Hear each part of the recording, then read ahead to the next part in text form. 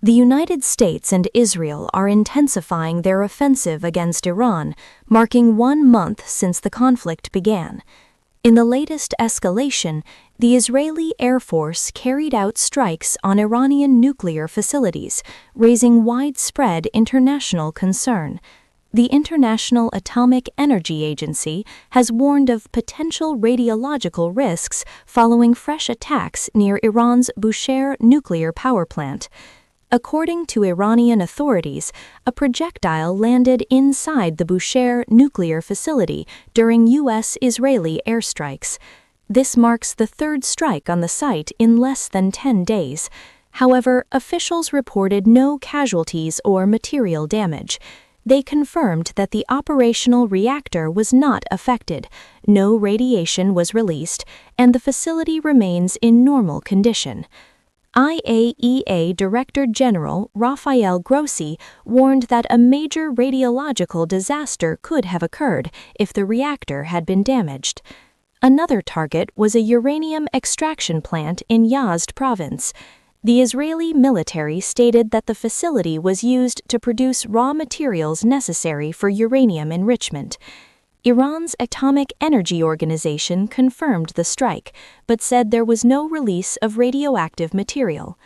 In a broader wave of attacks, the Israeli Defense Forces also struck the Kondab heavy water research reactor. Thick plumes of smoke were seen rising from the site. Israel claimed the facility was being used to produce plutonium for nuclear weapons. The reactor had previously been targeted during the June 2025 conflict, and Israel said the latest strike came after efforts to rebuild the complex.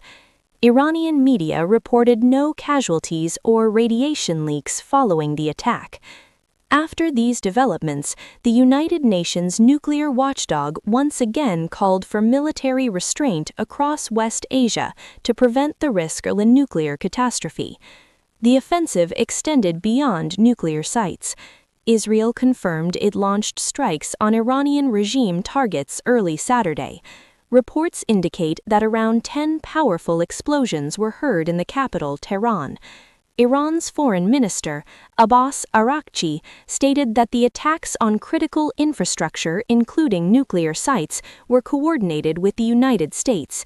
He added that this contradicts Washington's stated deadline for pursuing a diplomatic resolution.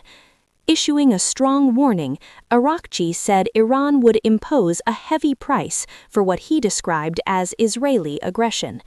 Meanwhile, the Islamic Revolutionary Guard Corps warned employees at regional industrial facilities linked to American and Israeli interests to evacuate immediately. The IRGC also vowed retaliation, stating that its forces maintain strategic control over the Strait of Hormuz and the Persian Gulf. A spokesperson said, "Our forces in the IRGC Navy and Aerospace divisions continue to exercise strong and strategic control over the Strait of Hormuz and the Persian Gulf, and will carry out powerful operations against enemy positions."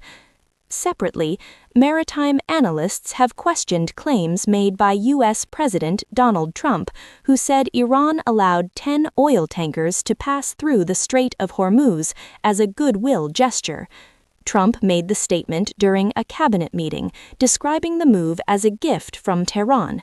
However, analysts say there is no evidence to support this claim, noting that most vessels transiting the route are part of the so-called shadow fleet, transporting sanctioned Iranian oil.